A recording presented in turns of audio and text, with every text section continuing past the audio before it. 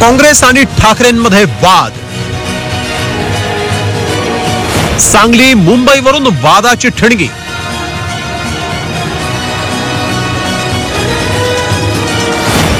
काँग्रेस ठाकरे गटात धुसफूस वाढली.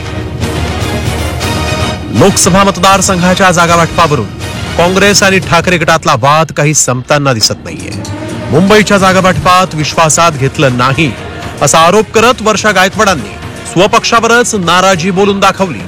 राज्यातल्या काँग्रेस नेत्यांनी मुंबईतल्या जागांसाठी फारसा आग्रह धरला नसल्याचा आरोपही वर्षा गायकवाडांनी केला.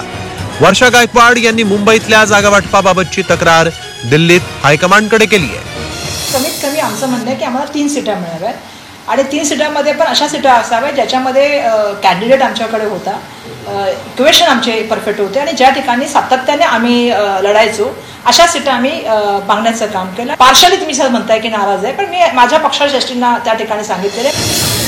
दुसरीकडे सांगलीवरूनही ठाकरे गट आणि काँग्रेसमध्ये कुस्ती रंगली. सांगलीत उद्धव ठाकरेंनी परस्पर उमेदवार जाहीर केला. शिवसेनेची कोल्हापूरची जागा शाहू महाराजांमुळे काँग्रेसकडे गेली.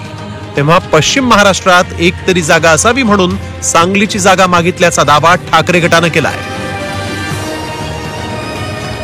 पश्चिम महाराष्ट्रामध्ये आमच्याकडे एखादी जागा असावी आणि सगळ्यांनी मिळून त्या जागेवरती विजय मिळवावा अशी आमची भूमिका आहे आणि त्यानुसार सांगलीची जागेची आम्ही मागणी केली. सांगली हा स्वातंत्र्यापासूनच काँग्रेसचा बालेकिल्ला. तेव्हा जिल्ह्यात शिवसेनेची ताकद नसताना दुसरीकडे काँग्रेसची ताकद आणि संघटनाही असताना सांगलीची जागा ठाकरे गटाला का, असा सवाल काँग्रेसचे नेते करतायत.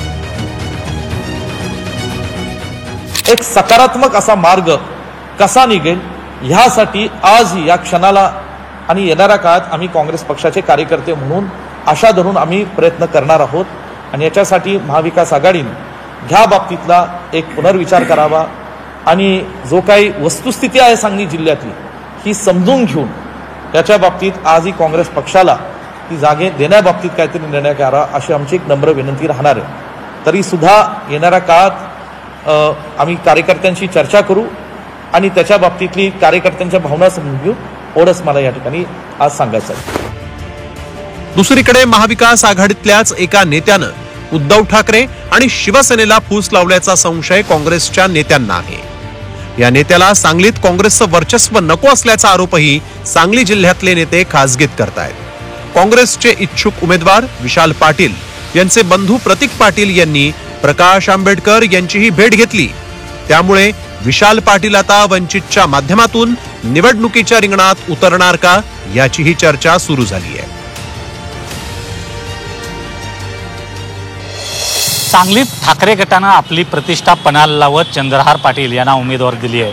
दुसरीकडे स्थानिक काँग्रेस नेते मात्र ठाकरेंच्या या उमेदवाराविरोधात उभे टाकले आहेत. या नाराजी नाट्यामुळं सांगलीत महाविकास आघाडीची राजकीय गणितं बिघडण्याची चिन्ह आहेत. कृष्णात पाटील, झी 24 तास, मुंबई.